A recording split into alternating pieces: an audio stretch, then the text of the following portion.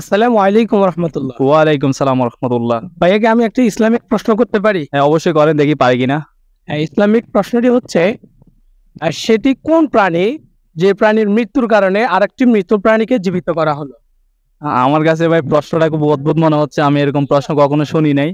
চিন্তা করে দেখেন প্রশ্নটি পারেন কিনা উত্তর। চিন্তা করার কিছু নাই ভাই, আমি এরকম প্রশ্ন এই প্রথম শুনলাম এবং আমার নলেজ এটা নাই ভাই, এটার জন্য আমি আন্তরিকভাবে দুঃখিত।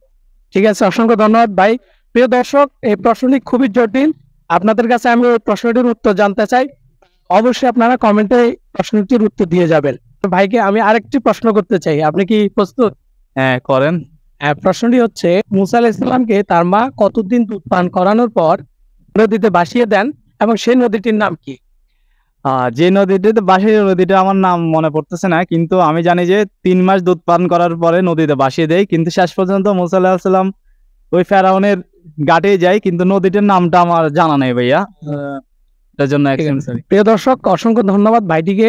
তিনি একটি প্রশ্নের উত্তর দিয়েছেন, আর একটি প্রশ্ন আপনাদের কাছে থেকে গেল যে সেই নদীটির নাম কি। আপনারা অবশ্যই কমেন্টে জানাবেন। আসসালামু আলাইকুম রহমতুল্লাহ। ঠিক আছে।